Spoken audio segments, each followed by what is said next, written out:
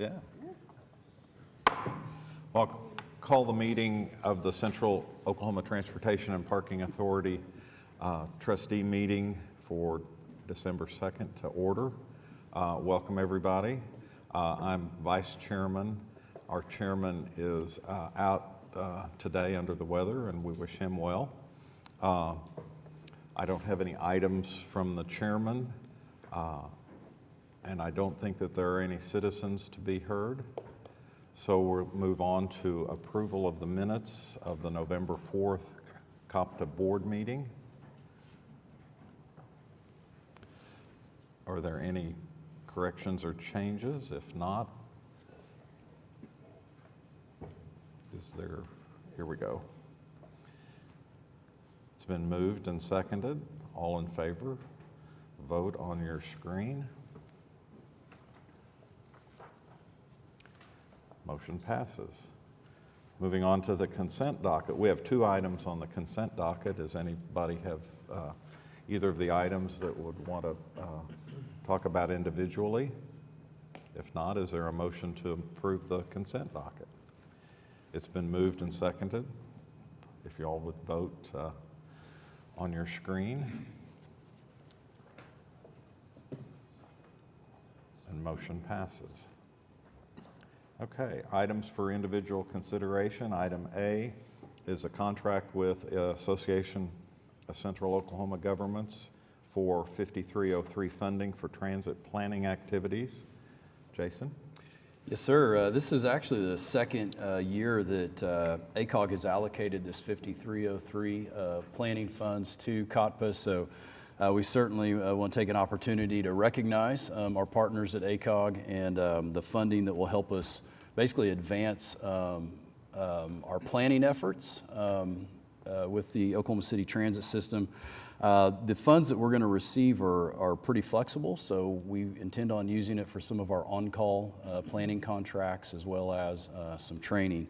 So with that, the agreement is basically for 1 year, and the next item I'll actually speak to how we're going to use a portion of those funds more specifically. Okay, item A is to approve the contract. Is there a motion? It's been moved and seconded. All in favor, please vote. Motion passes. Item B then is a request for proposals for COPTA's customized customer service training to develop and implement a customer-centric training program for our transit professionals. Yes, thank you, Mr. Chairman. So this item we're pretty excited about as staff for several reasons. But basically what we are asking the trust to approve here is an RFP that will allow us to go out to the marketplace and find a contractor that's going to help us, as the title of the item implies, a customized customer service training program for our transit professionals. And it's really interesting, I think, informative to the trust to let you know that not only is this something that we have heard in our customer service surveys as an area for improvement. Now, you know, we've done well, I think, on our overall customer satisfaction, but we always look for areas of improvement, and so enhanced customer service is one of those areas that we've seen in our customer surveys where we can improve, and so we think this program will address that. But also, interestingly enough, our employees have indicated that they would benefit and would like to receive some additional customer service training. So really, this is something new. It's a new endeavor for us as staff to try to put this program together, but with the authorization of this RFP, we'll see what the marketplace has to offer.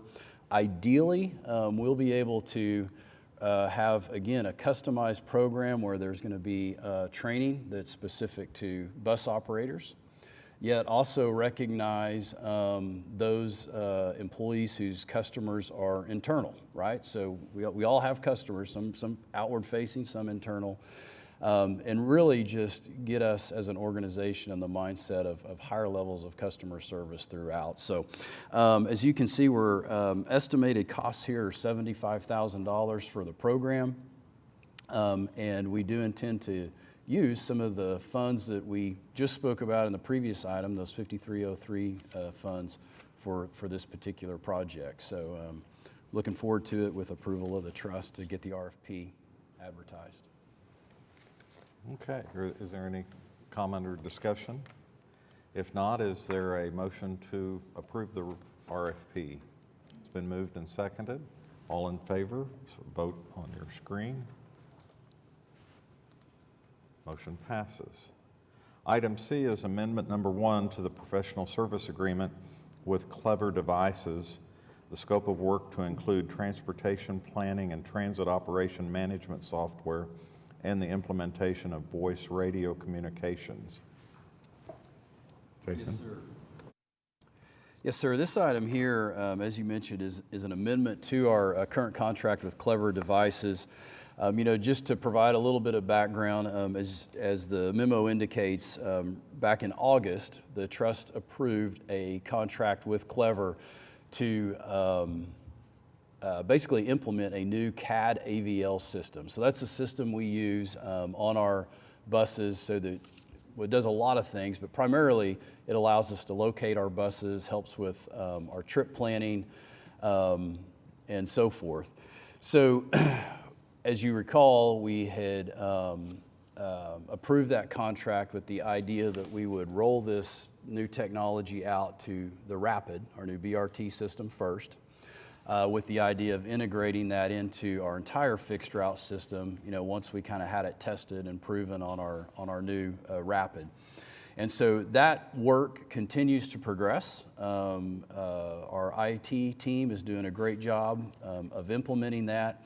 As we've went through the process, though, one of our long-term goals, and we spoke to the trustees about this before, is as part of this, eventually we're going to have to modernize our current, basically, scheduling and planning software. We've been with a vendor by the name of Trapeze for a considerable amount of time, and as part of the overall project, we've looked to upgrade and modernize that as well. So as we got into the BRT project, knowing, we kind of were at a decision point where we need to integrate with our old legacy system, or is it time to also look at, just new software to integrate this system with? And the IT team, we always have to kind of be concerned about capacity, right? Like how much work can they get done? But the IT team has indicated that, they feel like they can integrate this new software along with what we're doing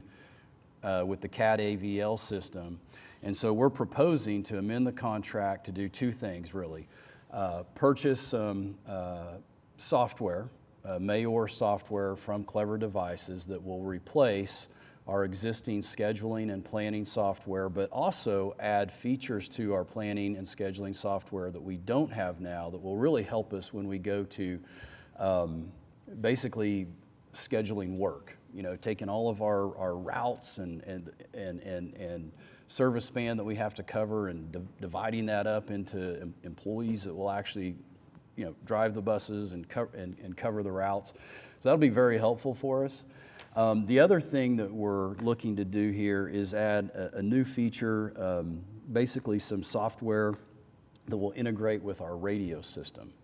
And so what that will allow us to do is have multiple platforms, if you will, to communicate with operators. So you can imagine now a radio system as it is. There can be a lot of, depending on what's going on, a lot of chatter. Everybody kind of shares that radio system. With this new software, we'll be able to enhance our current radio system, but also be able to have better direct communications with operators without necessarily having to go entirely over the whole radio system. So there's just some advantages there too. I know that was a bit of a lengthy explanation, but the contract amendment is a significant amount. We're looking at $848,000 for basically the software and radio system enhancements that I described. And then we're also looking to amend the contract for the annual maintenance that will come into play after kind of the first year of the software technologies being installed. And so the annual maintenance is $411,000. Now that is over a 4-year period. And then finally, as again, information for the trustees, that $411,000 over 4 years actually works out to be a little bit less annually than what we're paying now. So it's actually a little bit of a savings rather than an increase in our annual maintenance costs. Also, we have several funding sources that we've looked at to be able to fund this amendment. I won't go through all the numbers and all the funding sources, but they're listed on your memo, and I'm happy to answer any questions about them or any of the information I've described. All right, is there any questions or discussion about this amendment? If not, we'll go ahead and move. It's been moved and seconded. Please vote on your screen. The motion passes. Item D is a resolution approving the Public Transportation Agency Safety Plan for Embark Bus Version 2 and to approve the Public Transportation Agency Safety Plan for Embark OKC Streetcars Version 4. And Eugene is going to tell us about everybody. this. Okay, there we go. How's everybody doing today? Good. All righty. So some of the roles and responsibilities, some of these slides you've probably seen before from last year. So roles of the board is to promote safety as a core value, support the accountable executive to ensure resources are allocated for our safety management system, and review the PTAS, which is what we're doing this morning. So there's 23 elements. This is the streetcar PTAS, so we're doing 2 this morning. So this is the streetcar one. So there's 23 elements to the PTAS. So back in November of last year, President Biden signed a bipartisan infrastructure law. So this changed the FTA's safety program. So this affects us in 2 areas. One where we need to establish a safety committee that approves the PTAS, which we'll go into more detail later. And then also we had to create a risk reduction program. And then on an annual basis, so we have to, if there's no changes, the board doesn't have to approve the PTAS. We made some minor edits, which we're not going to go through today. And we have some other changes that we will get into. So of the 23 areas, we only had changes in 5 areas. So the first one is, does this mouse work here? No, okay. So in the red box there, that's the safety committee that we added. It's made up of frontline employees. So one of the things that they have to actually approve the PTAS as well. So the process is that committee, actually, so ODOT actually approves the PTAS first, then it comes back to us. That committee approves it. It goes up to the SSOC, and it goes to the SEC, the Safety Executive Committee, and then it comes here. The second thing here is in Section 2, this table 2.1, it's a pretty big table. So along the top, it basically has the job descriptions, job titles of everybody, and then on the left, there's a column of what they're required to do, who's primary for it, who has oversight, and who supports it. So basically on this one, we just added the facilities and maintenance manager, and we added the task of the TAM plan, the Transit Asset Management Plan. So in Section 6, we updated our targets. So these are based on a 3-year rolling average, which is going to be a requirement by the FTA. So the FTA is also working on a national safety plan, which is not finalized yet. It will be out early part of next year for comments. So hopefully by the end of next year, we will have changes to this. One of the changes that will most definitely probably be on there is assaults. So the FTA is big on tracking assaults, which we do already.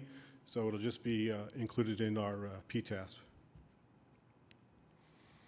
So the other area which they requires the risk reduction program.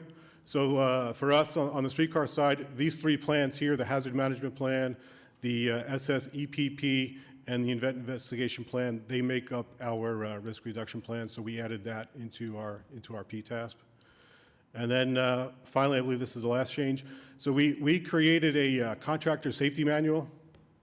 So what this does is any contractors that we sign on, they agreeing to follow our safety plan, they will have at least the equivalent of what we're doing, or they can have a better plan. So that was the streetcar side of it. So now we're on the bus PTAS. So this slide is basically pretty much the same as on the streetcar side.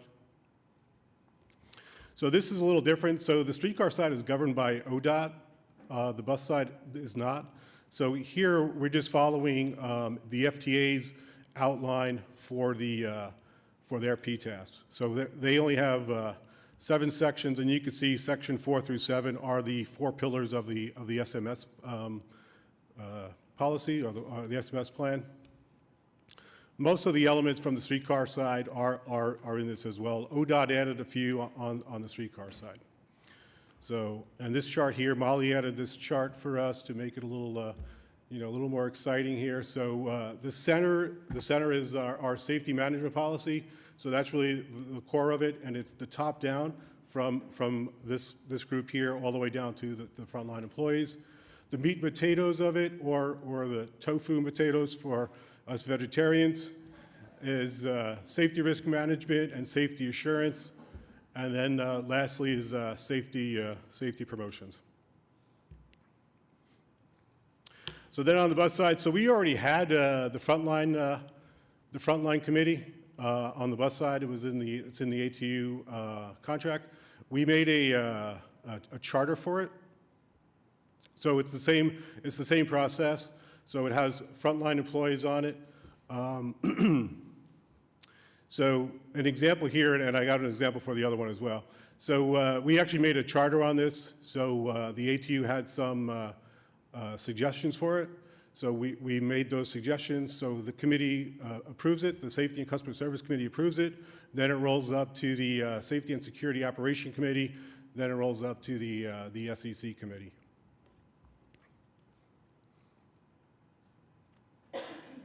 Same thing here. We updated our targets for a 3-year rolling average. And then in section 5 is the risk management and reduction program.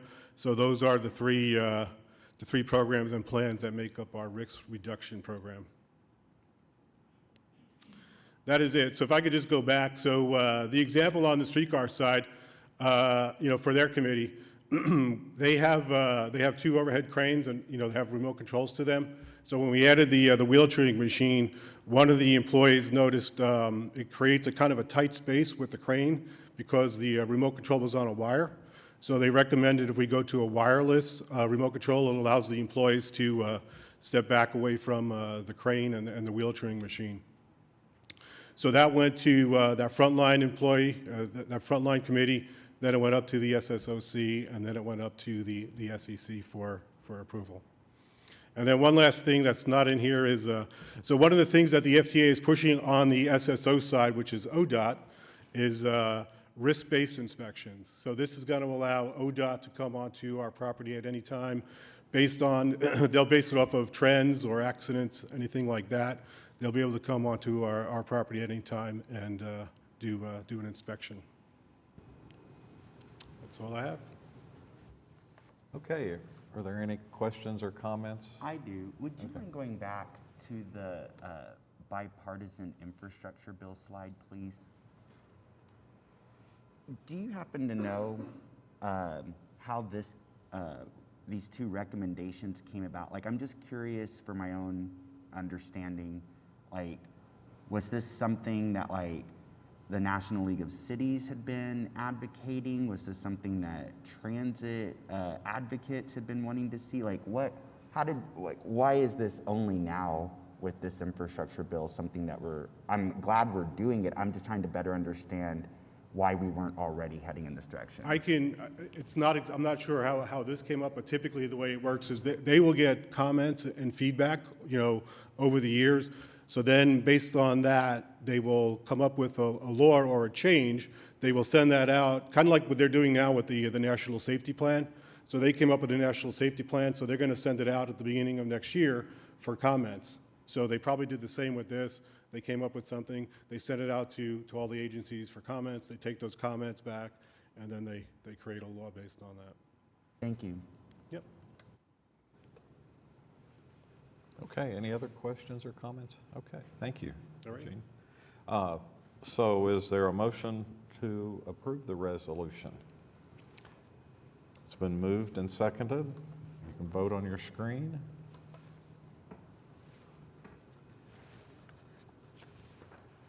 Motion passes. Okay, item 7 on our agenda is the ratification of claims and payroll.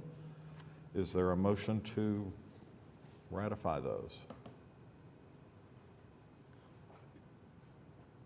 It's been moved and seconded. Please vote on your screen. Motion passes. Item 8 is to receive our financial reports. Jason, are you going to go over those? Oh, how are you? Suzanne. So today we'll be looking at our year-to-date actuals through October, so 4 months of information. And as usual, we will start on page 2, which is our transportation operations. So the actual year-to-date revenue, you'll see in that bottom row, total revenue line is $13.3 million, 2% over or above our budget. And I'll point out that the revenues are up by nearly $2.5 million, or about 20% from prior year.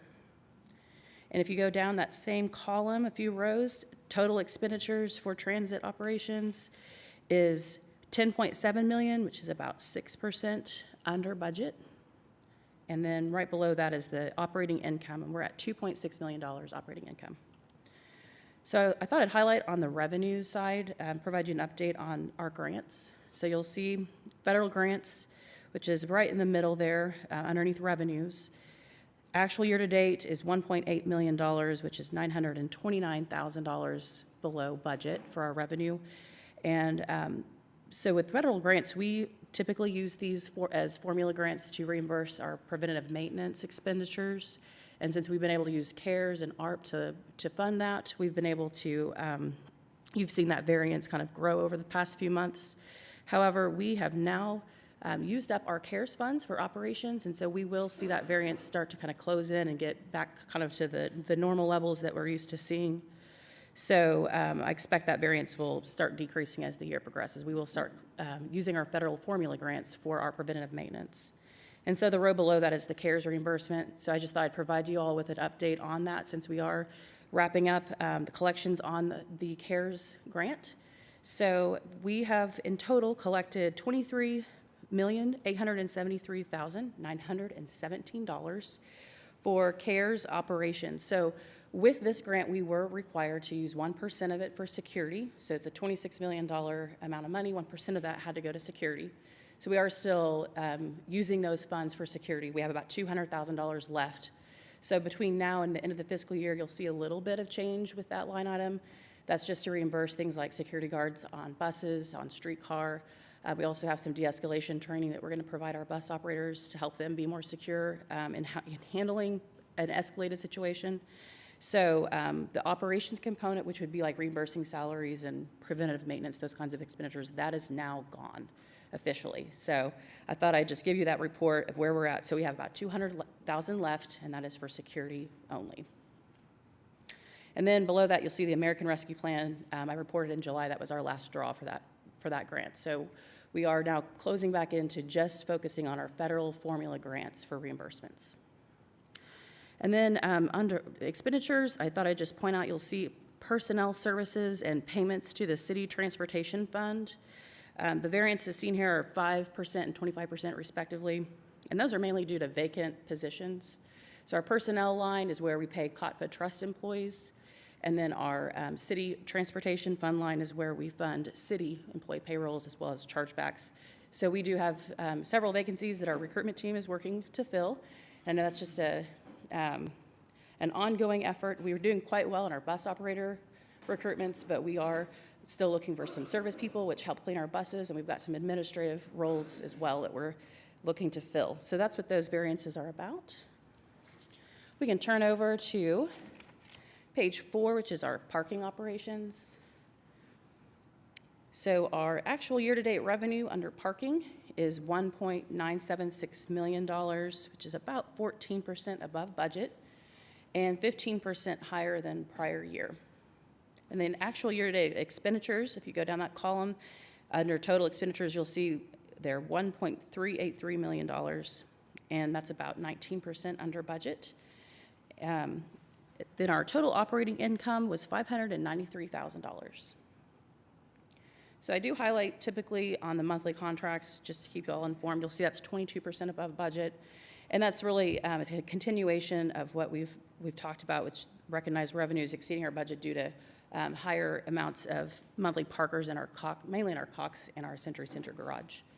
So that continues to build our being over budget on our revenues in that line. And then under parking garage operations, under the expenditures label there. So our year-to-date is $895,000, which is $377 over budget.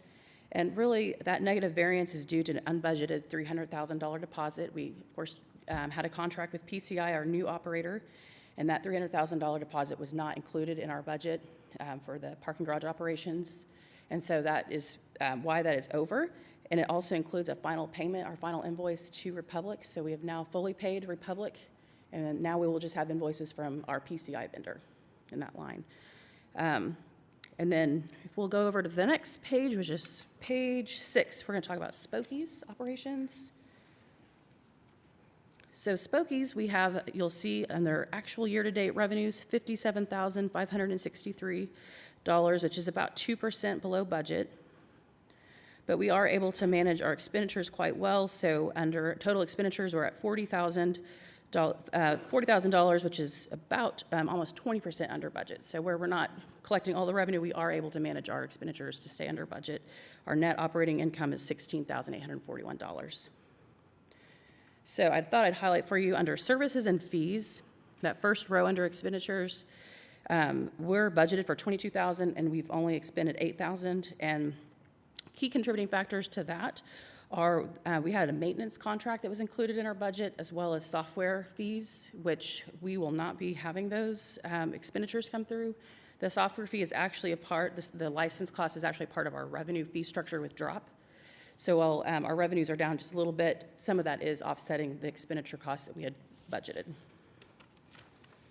And then finally, under streetcar, page 7, our actual year-to-date revenue, you'll see, is just over $2 million, which is about 1.5% below budget. It's 13.5% above prior year, though. And then the expenditures are $1.6 million, 3.5% under budget. And the overall operating income is $415,826. Back in August, I updated you on the advertising line item under revenues, and I mentioned that several of our clients who had sponsored streetcar shelters, their renewals were coming up. They were typically 3-year contracts, and so many of them have not renewed, and that's why we're seeing this negative variance in our advertising line. So we've asked Hauk, who is our agent, our advertising agent. They're the ones that go out and look for those sponsorships and engage potential clients to sign agreements with us to sponsor streetcar shelters. And so they have given us a monthly report.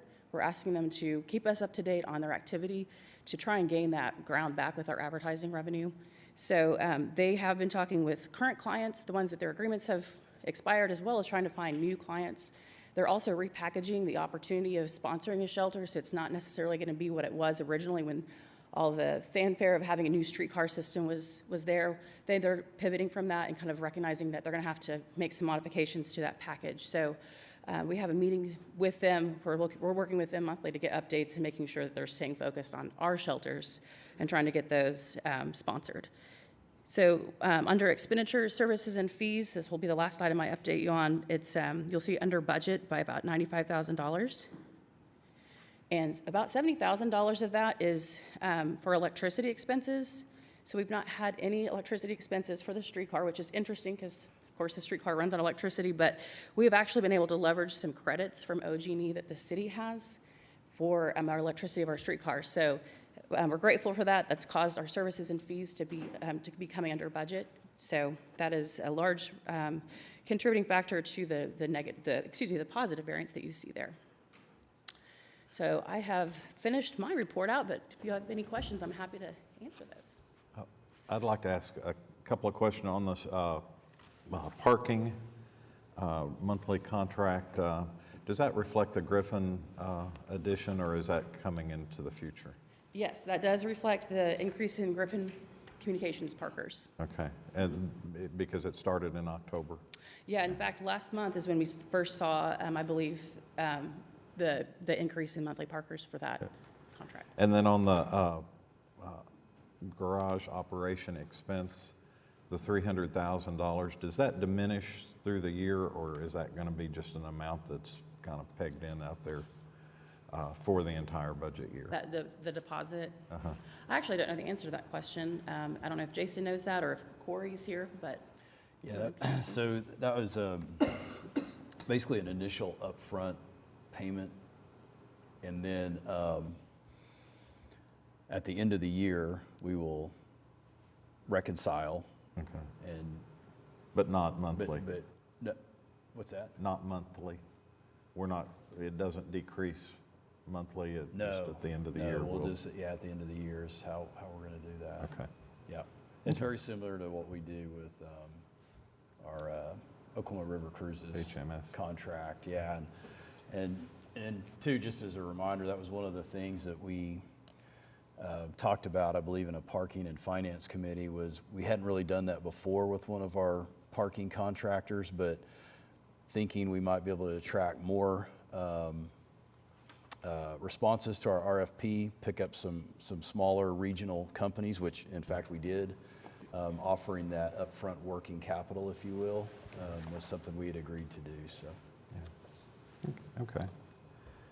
Are there any other questions about our budget to actual report? If not, is there a motion to receive the report? It's been moved and seconded. All in favor, please vote. Motion passes. Okay, moving on to our program reports. We have marketing and transit today. So Michael, are you going to do the marketing?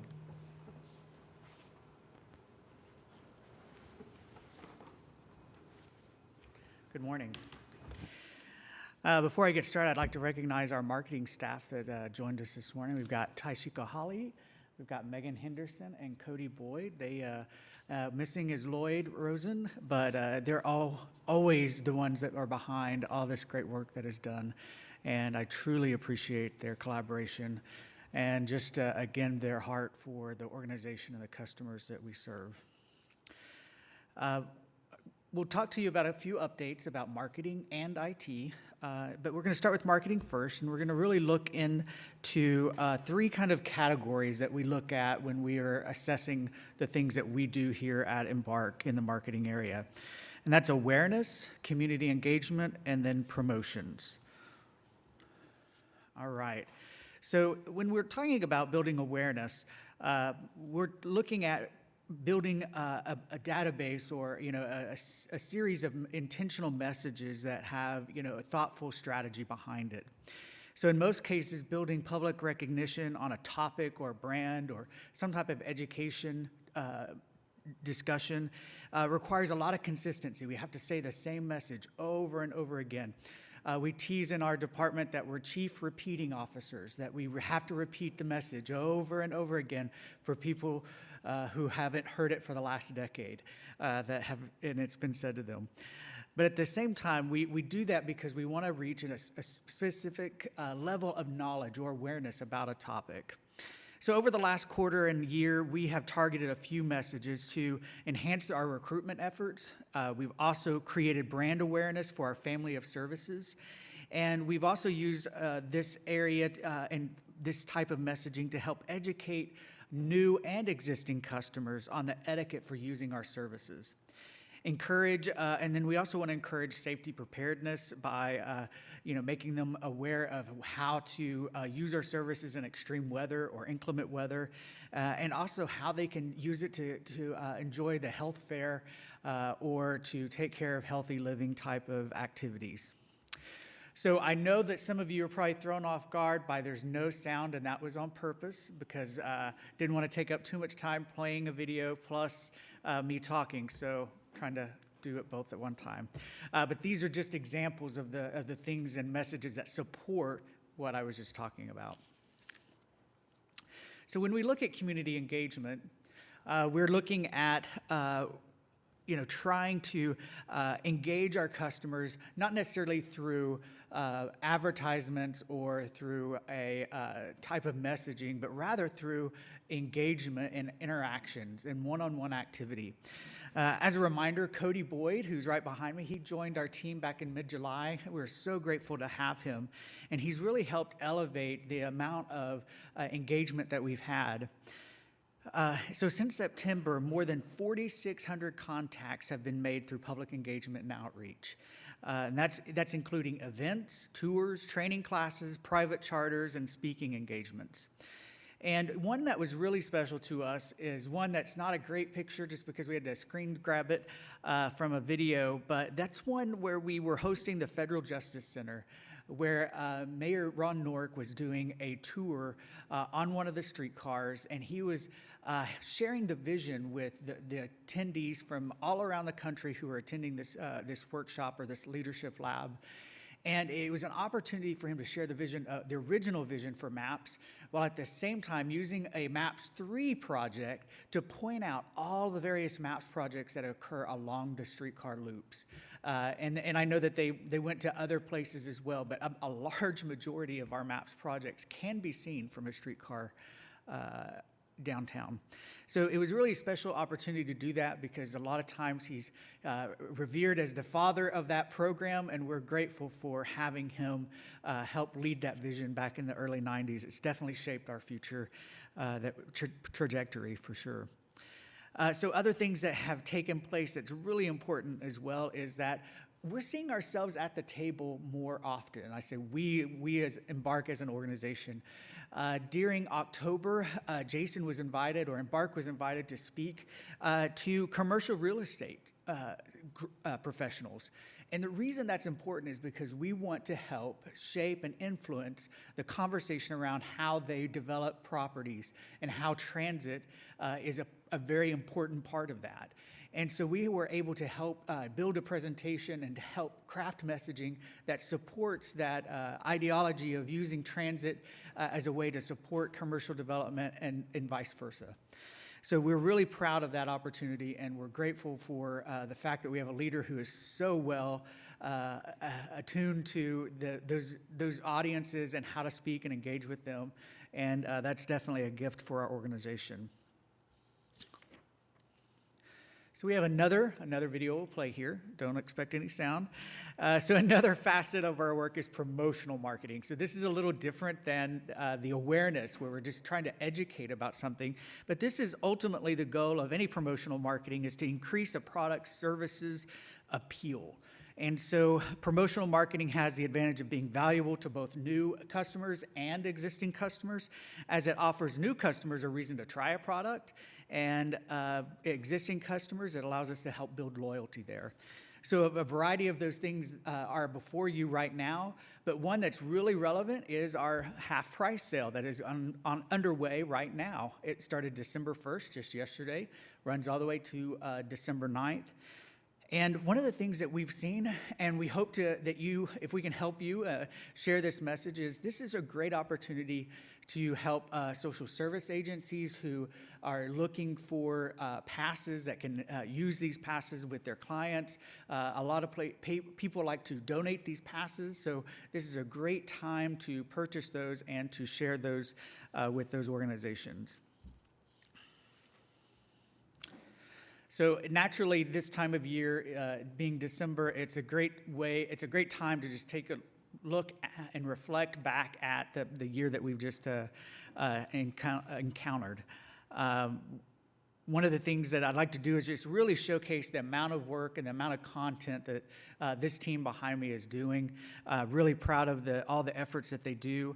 I won't go over everything here, but one of the things I do want to look at is some of the media engagements. So 35 media engagements, that's a variety of different of efforts, that goes from interviews to doing, press releases, but that doesn't count just basic small research requests or just information to fill out whether a story is going to be something that they want to pursue or not. So that's not including all the pitches that are made throughout the year, but these are actual confirmed media engagements that have taken place. And that takes everyone on this team to make that happen because a variety of pieces are required to meet the requests that are made. We also work really hard on helping ensure that Kristen and is supported with our project management with the BRT. We are very fortunate. We've had very few reported, surprises when it comes to, our neighborhoods that were being impacted. And we really want to attribute that to that proactive, the experience that she brought from her streetcar days and also in the Plaza District, being able to craft a plan so that we can communicate the project details in advance and not catch any neighborhoods by surprise. And then finally, one of the things that we're working on, and it's been a long road that we've traveled, and that's on our website development. So embarkok.com, as you know, we've got a major project going. We've had a significant investment over the last few months and years into this project. But again, we're seeing the shift from how people interact with our customer service, from phones all the way to our technology. And so in 2022, we saw a 31% increase in unique users to our website. So what's important about that is that means it's new eyes coming to our website that, for all intents and purposes, haven't been looking at our website in the past. And we've used these analytics for quite some time, so it's got a way of tracking that. And we've also seen that people who are visiting our website, they're viewing more pages. They're going to more content there. So we're seeing an enhanced activity there. So our page views grew 40% in 2022. So that's another reason why we've got to continue to invest in this very much personal interaction and experience, which is our website and our technology, because people are using it and more people are using it. And they make a lot of decisions based off of the information that's available to them. So on the website development, just a quick update there. We've got department review is underway right now where they're reviewing all the content that's been used. We're taking that time for them to respond, provide feedback. We'll continue to make those adjustments. We've got journey planning with a contract that you awarded a few months ago to Mechatron.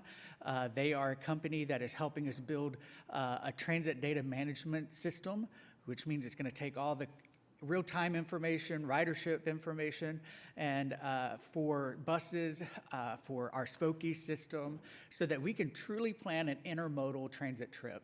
So, and it's not about just the services we provide. It's about the services that are provided down in Norman or at the OU Health Science Center or CityLink. This system will facilitate integrating with those other systems so that way you can go to one spot and plan a trip and get where you need to go. So that's underway now. We got a glimpse just earlier this week. For the first time, we're seeing, our Spokey's bikes paired in a trip plan with our buses and how you can use that to complete a trip. And so that was really satisfying, I'll have to say, because we've not had that ever before. And it's a rare feature right now across the country. So I'm glad to see Embark continuing to be innovative in that area. So we plan to do a spring beta. So by late spring, I would say, we're going to offer both websites to customers so they can use both and interact and start providing feedback on the devices and technology that they use to access the site. We know we're going to run into some kinks, but we want to work that out before we do a full launch. And then we want to have it completely ready to go before the OKC moves and the rapid implementation is complete by late September. And we'll launch just before that, so that way that'll be ready and you can start planning your trip up the Northwest Expressway from downtown. Before I move on to technology, do you have any questions about any marketing activities we've covered today? Any Right. questions? Wow, I'm impressed with the growth of our internet, the touches and the access Yes. from It's- last year to this year. That's pretty impressive. I can remember when, I'm just old enough to remember when, websites were kicking off and that became a thing and that was a new topic I had to learn. And so it's really fascinating to have been at that level and to see the growth and how it has become such a integral part of our daily lives. So it's really fascinating. If I may, I just want to point out your youth because we're about the same age. Good, thank you for laughing at that. Thank you. I don't even have children, but I got a lot of dad jokes. No, I want to double down on that and just say thank you for that. And to Kristen as well, my goodness, it's been really helpful for me to share on my Instagram stories, the BRT station construction updates. And then I just always embed a link in those stories where people can go and sign up for further updates. And the residents seem to like that. And then I don't think since our transit trip to Seattle, Ty, in public, I have not got to say, when you're sitting here, congratulations on your marketing award with APTA. I think that's incredible, the video you produced and just your work. And then I have to go teach, so I'm gonna miss Jesse's presentation, but I will watch it later on YouTube. So I just wanted to communications, how proud I am of both of you for your work, so thank you. Thank you. So Trustee Cooper, I just want to point out that Barney and I can remember posting notices on stone tablets, so we're all good. We've got the full range here, yeah. Well, then you'll be glad to know I teach the Epic of Gilgamesh, the world's oldest story, so I'm continuing your Excellent, excellent. Well, thank you, Michael. Are I've there got any just a other few more questions slides for? on IT, if you'd like to hear a few of the things that were going on there. Last time we talked back in September, I let you know about the pylon rehab project. We since then have made considerable ground and were able to complete that first phase of that project, and we were able to repair or rehab 4 different pylons or stops. And that's a critical component, again, as a reminder, that's a big selling point when it comes to sponsorships and advertising at the platform. So having those things working and in good shape is really important. And then also, this is the same type of technology we'll be bringing to the BRT line. We're going to want to, we've learned a lot of lessons and we're applying those now as we build out and design that system going forward so that we'll have the appropriate amount of maintenance and care that's needed to keep those going. So the CAD AVL system, is being designed currently by Clever Devices. This is a company that has been around for quite some time in the transit industry and is really well regarded as well. The system here represents the implementation plan at a very high level. And what you'll see with the red line there is where we are currently. So that's, we're in the preliminary design right now. Our team is in the process of receiving about 20 different chapters of all the design documents that we're having to review very closely. We'll do that preliminary review, and then they'll come, we're gonna have a series of meetings in about 2 weeks where we go through every comment that we have regarding that. One-on-one, we address that, and then a final design document is produced, and then we sign off on that. And that's when some of the real,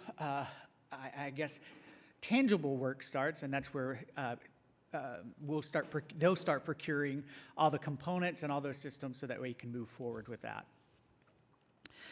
The design plans spans multiple subsystems, and it also includes some various requirements that we included in our contract, and it shows some traceability about how they can say, see, this is how we said we're doing what we said we were going to do. This is, a very important piece. This helps us understand why we design something. It's a point-in-time snapshot, why we design a system a certain way. We don't currently have that with our legacy systems. We also know that a lot of the people who were here when those were implemented are no longer here. They retired, and we're talking early 2000s, and we didn't even have an IT team present at that time. So the really thing that we learned more than anything is that documentation helps, and it matters when we're trying to make business decisions going forward, and we're making sure we have all that in line now. I want to thank you for earlier approving the amendment for the Mayor software ad. I can't tell you, actually I can. I got a message as soon as it was approved from my IT team celebrating GIF images because it is a number one probably issue that we face on a daily basis is this legacy software. We're spending so much time putting Band-Aids on things. And the company has become somewhat unresponsive just because of the path that we've had decided to go. And so we're having to really make some decisions about how we move forward. We really appreciate your support. We could not move forward as a transit agency even without modern software. Our Chip has, our planning and scheduling manager has done absolutely the best he can with the tools he has, and he's stretched that tool's limit as much as he possibly can. So this is gonna give him a lot of relief as well as new capabilities to help plan and schedule our services even more efficiently. We know that one of the difficulties with transportation is, being able to respond to changing environments, right? And so we know traffic changes. We know that corridors change and roads change, and all of those things impact our schedule. And we need a system that can take those changes in and modify schedules and with the least amount of impact to current customers. And we don't have that today, but we will very soon, thanks to the work you did today. So thank you. Like I did with marketing, I'd like to look at just a few things that our very small IT team has done. And this is true for all of Embark and many departments across the city, is that we try to work as leanly as possible and be as nimble and agile. But I'm really proud of the productivity that this small team has done. And as we continue to develop our transportation services and modernize our systems, we'll have to continue to build that team and to grow the capabilities of that as technology changes. Just as we talked earlier, technology changes, a new technology comes about, and our aptitude for that changes as we mature ourselves, right? And so we are always looking to bring good talent on to help all of these people here. Every person behind me here is our customer, as you are in front of me. One thing I want to do is just thank our IT staff. That's Jared Early and Corey Stroud. They both work very hard to meet all of the requests and the needs, and then maintain this legacy system that is just, having a hard time to breathe right now. So, but they don't do it, we don't do it alone. We have IT contacts. That includes Tracy McLaughlin in our maintenance department. She's our assistant fleet manager. We have Sandy Shapiro down in Norman who helps us take care of minor things there. And then our electronic techs that help maintain that all the equipment on the buses and on our the vehicles, they are essential to what we do. And as well as our facility maintenance crews. You might think, how does facility maintenance help with IT? Well, they run cabling and networking throughout our building when a new office gets built and we need it here instead of over there. So they are always there to help us, and I just can't tell you how much we appreciate their help. And as we look back and we look at all the things and the tickets that we've closed out, we couldn't have done it without them either. So I really want to thank them and those departments. So as I close, I just wanted to, again, thank you for the opportunity to do the work that we've done this last year, for your support in the projects that we've brought before you, and the ones that we have ahead of us. We've got a very exciting year when it comes to transportation changes and robust meeting the needs of our community. And I hope that you'll take a moment to just enjoy the holiday season. We've got some beautiful lights that are kicking off in Ottawa Bill Alley over December, and you can have a perfectly warm seat on our streetcar and take those in, and also just enjoy the sense of community that the streetcar brings. So we just want to thank you again for such a great year, and hope you have a great holiday. Be happy to answer any questions on IT if you have any. Okay. Are there any questions for Michael? If not, thank you very much for a great report. Our other report today is the Transit System Program Report. Jesse? Good morning. How's everyone doing? Good morning, Vice Chair, trustees. Everyone had a fantastic Thanksgiving. Plenty of turkey and tofu, like Gene said. So celebrate the little wins, right? So I've been doing this for about 5 years now, presenting to the trust, and today's a huge day for me. I get a clicker. It's a little thing, so thank you, Christina and Juanita, for making sure that we got the clicker. It's you don't have to see me struggle with the mouse. So Now you jinxed it. right, yeah. So we'll jump into it real quick.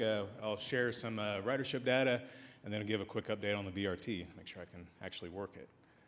All right, how about that? All right. So for October, our ridership, our average daily weekday ridership, we again continue to see an increase across our fixed route services. So we saw nearly 8,400 riders for October.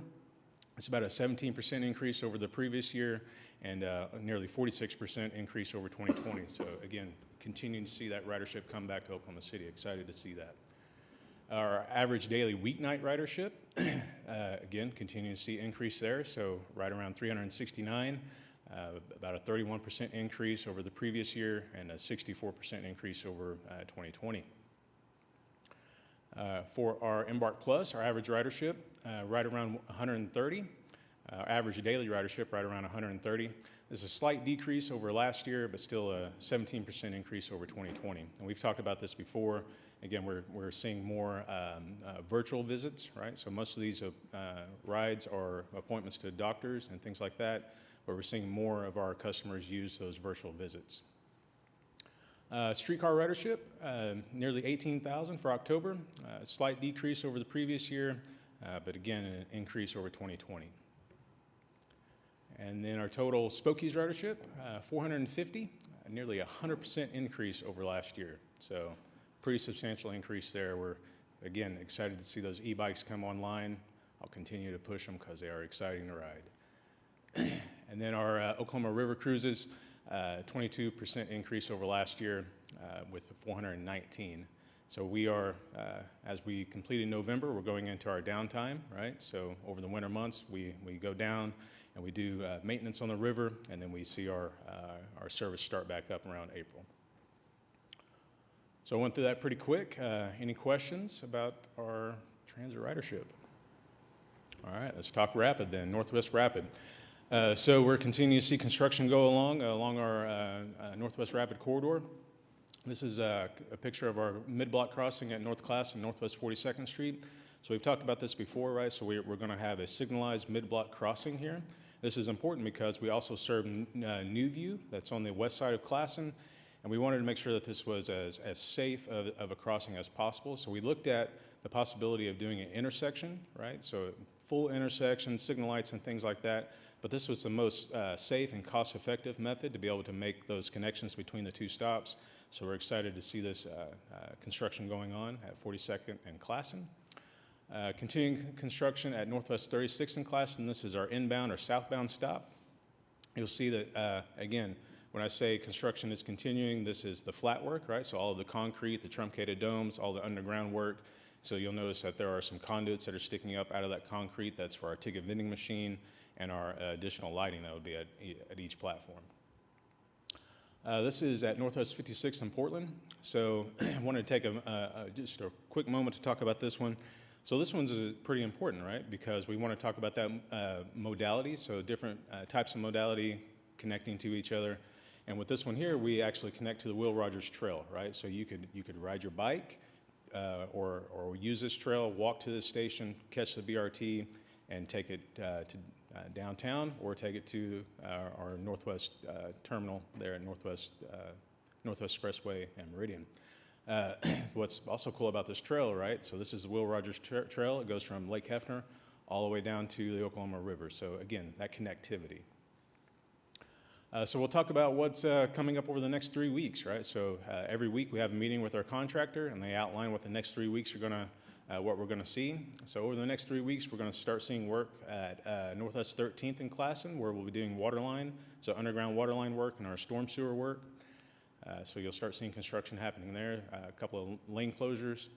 And then at continue work at Northwest 42nd and Classen with water line signal pole installation for that mid-block crossing and the ADA pedestrian infrastructure going in at that mid-block crossing.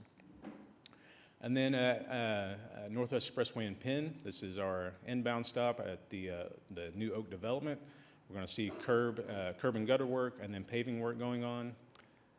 And then we're going to see some pretty substantial work going on at Northwest Expressway in Independence.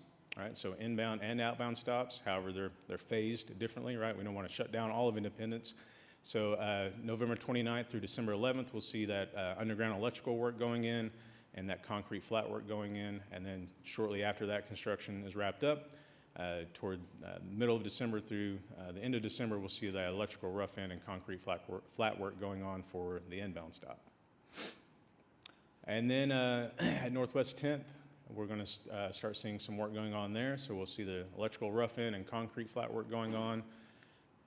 Actually, I want to go back to that one. So this is another example of that connectivity, right? So we're going to have the BRT stops that are here at Northwest 10th and Dewey, but we'll also have the streetcar that's right there at Dewey and 10th Street, right? So you could ride the BRT in, and if the BRT doesn't quite make the connection that you need, you could also use the OKC streetcar to get to where you're going, right?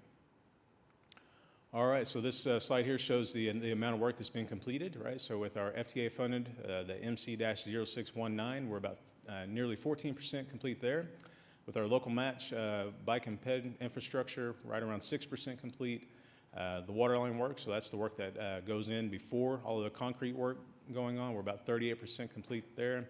Just a little over 17% complete for the total project. So a few months in, about 17% complete. So we base this off of our pay apps, right? So we've received 3 of those pay apps. And so while 17% doesn't seem like a lot, there's still a lot of work that has happened since that last pay app, but we're basing this off of actual data that we have. All right, that completes the Northwest Rapid update. Put down my toy now before I start clicking stuff. Are there any questions for Jesse on the rapid or other transit? If not, thank Thanks so much. Okay, I guess we need a motion to receive our program reports. It's been moved and seconded. All in favor, please vote on your screen. Motion passes. Okay, items from the trustee. Start with Meg. Robert? Okay. Happy holidays. Yes. And Jason, we're to you. Have a few things for the trust. So wanted to start with just a quick update on what is occurring with the RTA. As you know, we play an instrumental role in supporting that entity, and so wanted to provide an update. You know, we're currently, the RTA is currently examining 2 corridors, as you know, an east corridor and then a north-south corridor. The east corridor, over the last few months, the consultants have narrowed down the alignment or the route, if you will, on how to serve Tinker from Oklahoma City to Tinker. Really narrowed that down to 2 alignments, and I think I shared those alignments previously with the trust, but essentially one comes down Shields and connects to 29th, and then on out. The other one comes out of downtown along Reno to Eastern south to 29th, and then out to Tinker. So we've really narrowed it down to those 2 alignments, but we continue, or the consultants continue to evaluate those 2 alignments using different criteria. There's about 19 different criteria that they've set up. And eventually what will happen is, and we've done this, as you know, from the COPPA standpoint, eventually you come down to, what alternative scores the best. And the interesting thing about these two is they're very, very close. Like there's not a clear, well, this is the obvious choice. So it's taken quite a bit of analysis, but the consultants are doing a really good job, and I think my opinion, the board's opinion, and continue to keep us all updated on that. On the north-south corridor, this is connecting Edmond, Oklahoma City, and Norman. Really the focus has been on trying to narrow down station locations. And although for obvious reasons, we don't broadcast all that publicly until it's decided, because we really don't want to give any false information for sure. There is one that we have that has been discussed publicly, and that is a potential station location, basically downtown around 13th and Broadway. That was actually